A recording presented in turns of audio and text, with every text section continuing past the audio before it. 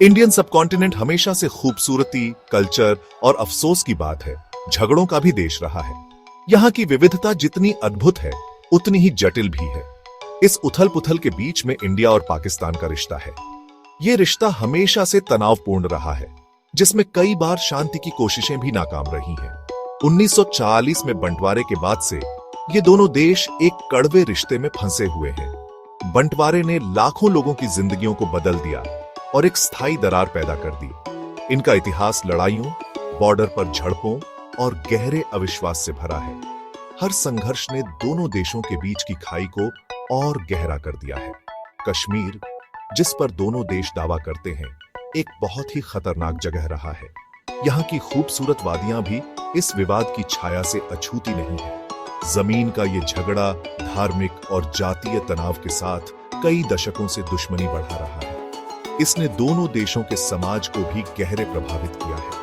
बार बार बातचीत और कोशिशों के बावजूद कोई पक्का हल नहीं निकला है। हर बार की बातचीत एक नई उम्मीद जगाती है, लेकिन नतीजे वही रहते हैं। पुराने जख्म आज भी गहरे हैं, जिससे कोई भी तनाव पूरी दुनिया के लिए चिंता का विषय बन जाता है। ये जख्म समय के साथ और भी गहरे होते जा रहे हैं। हाल के हफ्तों की घटनाओं ने एक बार फिर जंग का खतरा पैदा कर दिया है। दोनों देशों के बीच की नाजुक शांति फिर से टूटने के कगार पर है। थोड़े समय की शांति के बाद नाजुक शांति टूट गई, जिससे दुनिया को इस क्षेत्र के खतरनाक माहौल की याद आ गई। ये शांति हमेशा अस्थायी ही साबित हुई है, जैसे पूरी दुनिया सांस रोककर देख रही है। सवाल यही है, क्या इंडिया और पाकिस्तान अपने अतीत से आजाद होकर शांति और सहयोग का नया भविष्य बना सकते हैं, या फिर ये सिर्फ एक सपना ही रह जाएगा, या फिर वो दुश्मनी और हिंसा के चक्र में फंसे रहेंगे, जिससे पूरे क्षेत्र की स्थिरता खतरे में पड़ जाएगी? ये सवाल आज भी अनुत्तरित है। 22 अप्रैल 2025 को पहलगाम, जो कि इंडियन कश्मीर में हिमालय में बसा एक खूबसूरत शहर है, वहां एक भयानक हिंसा हुई। इस शांतिपूर्ण और सुरम्य स्थान पर अचानक हुई इस घटना ने सभी को हिलाकर रख दिया। एक बड़े हमले में 26 बेगुनाह लोगों की जान चली गई, जिससे पूरे क्षेत्र में सदमा पहुंचा और इंडिया पाकिस्तान के बीच तनाव फिर से बढ़ गया। इस हमले ने न केवल स्थानीय लोगों को, बल्कि पूरे देश को गहरे शोक में डाल दिया। इस हमले के बाद हर तरफ निंदा हुई और गम का माहौल छा गया। लोग अपने प्रियजनों को खोने के गम में डूबे हुए थे और पूरे देश में शोक सभाएं आयोजित की गईं। रेजिस्टेंस फ्रंट, जो कि कश्मीर घाटी में काम करने वाला एक आतंकवादी ग्रुप है, ने इस हमले की जिम्मेदारी ली। इस संगठन ने पहले भी कई हमले किए हैं, लेकिन इस बार का हमला सबसे घातक साबित हुआ। हालांकि TRF अपने अलगाववादी एजेंडे के लिए जाना जाता है और पहले भी हमले कर चुका है, लेकिन पहलगाम हमले का पैमाना बहुत ही चौंकाने वाला था।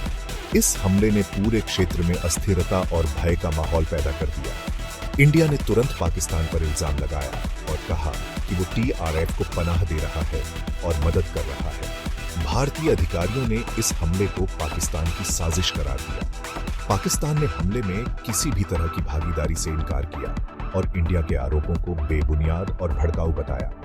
पाकिस्तानी अधिकारियों ने कहा कि उनका देश शांति का पक्षधर है। दुनिया भर के देशों ने हमले की निंदा करते हुए दोनों देशों से संयम बरतने और ऐसे किसी भी काम से बचने का आग्रह किया जिससे स्थिति और बिगड़ सकती है। अंतर्राष्ट्रीय समुदाय ने इस घटना को लेकर गहरी चिंता व्यक्त की, लेकिन नुकसान हो चुका था। पहलगाम की सड़कों पर बिखरी तबाही और लोगों के चेहरों पर छाई उदासी ने इस हमले की भयावहता को स्पष्ट कर दिया।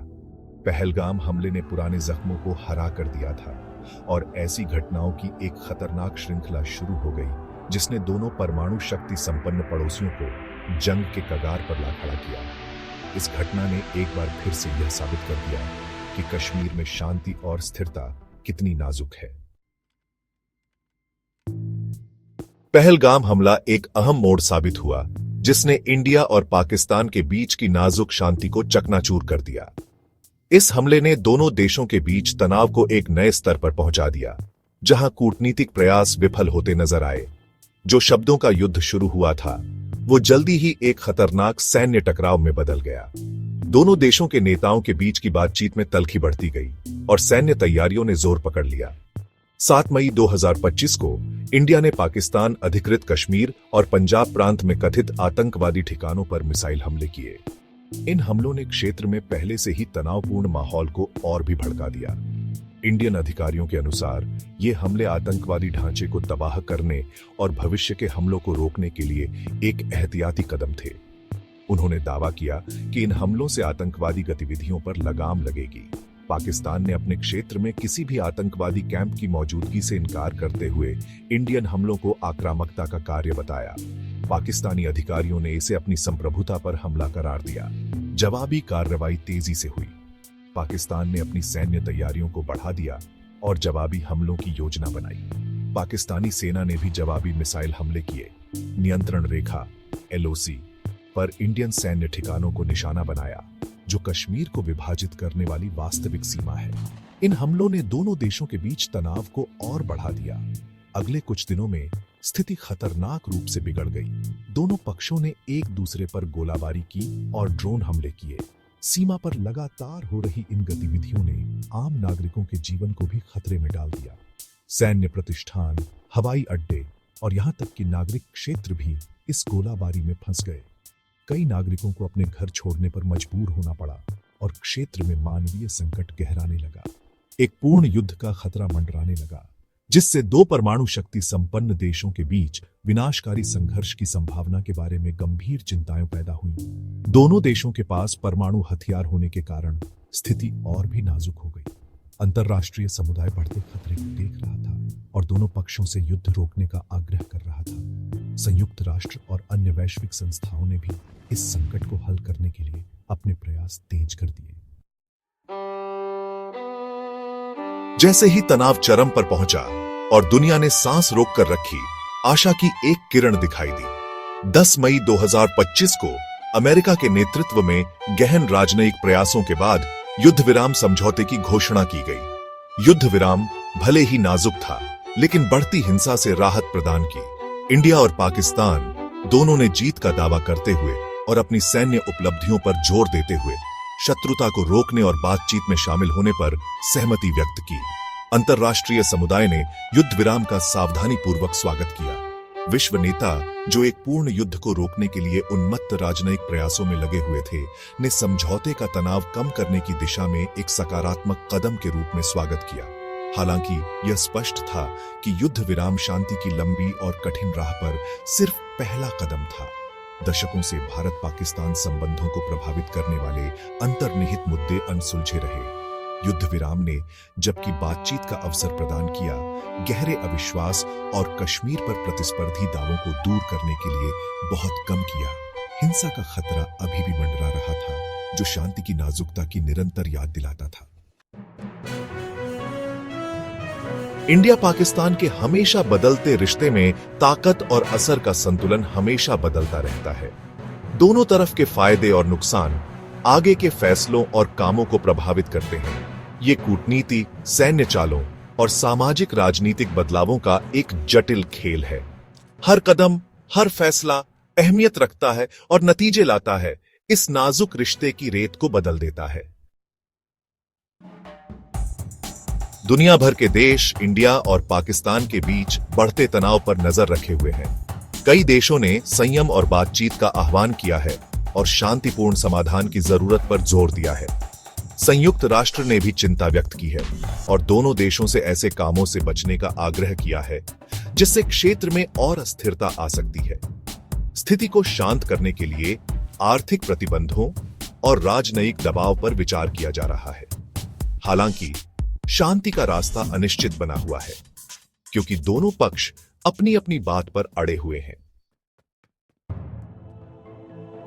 जैसे जैसे संघर्ष जारी है, दोनों देशों के लिए इसके दीर्घकालिक प्रभावों के बारे में सवाल उठ रहे हैं। आगे भी झड़पों और सैन्य कार्रवाइयों की संभावना बनी हुई है। ऐसी आशंका है कि इससे लंबे समय तक अस्थिरता रह सकती है, जिसका असर न सिर्फ इंडिया और पाकिस्तान पर बल्कि पूरे दक्षिण एशियाई क्षेत्र पर पड़ेगा। ऐसी स्थिति में मानवीय कीमत बहुत ज्यादा होगी, जिसमें अनगिनत जिंदगियां खतरे में पड़ सकती हैं। फिर भी इन चिंताओं के बावजूद समाधान के कोई स्पष्ट संकेत नहीं दिख रहे हैं। जारी तनाव के बावजूद ऐसे संकेत हैं कि दोनों देश सीमित बातचीत के एक नए दौर की ओर बढ़ रहे हैं। इसमें कुछ खास मुद्दों पर चुनिंदा सहयोग शामिल हो सकता है, जबकि दूसरों पर सतर्क रुख बनाए रखा जा सकता है। विश्वास बहाली के उपाय जैसे व्यापार मार्गों को फिर से खोलना और सांस्कृतिक आदान प्रदान शुरू करना रिश्तों में धीरे धीरे सुधार का मार्ग प्रशस्त कर सकते हैं। हालांकि इस दृष्टिकोण के लिए दोनों पक्षों से महत्वपूर्ण राजनीतिक इच्छा शक्ति और विश्वास की आवश्यकता होती है, जिसकी ऐतिहासिक रूप से कमी रही है। आगे बढ़ते हुए शांति के रास्ते के लिए इंडिया और पाकिस्तान दोनों से निरंतर प्रयास और प्रतिबद्धता की आवश्यकता होगी। राजनयिक चैनल खुले रहने चाहिए और अनौपचारिक बातचीत तनाव को कम करने में महत्वपूर्ण भूमिका निभा सकती है। बातचीत को सुविधाजनक बनाने के लिए क्षेत्रीय सहयोग और अंतर्राष्ट्रीय मध्यस्थता भी आवश्यक हो सकती है। अंततः आशा यही है कि दोनों देश एक साझा आधार खोज सकें और ऐसे भविष्य की दिशा में काम कर सकें जहां संघर्ष की जगह सहयोग और आपसी सम्मान हो। यह यात्रा चुनौतीपूर्ण होगी, लेकिन स्थायी शांति के लिए ठोस प्रयास से कम कुछ भी नहीं चल सकता, क्योंकि बहुत कुछ दांव पर लगा है।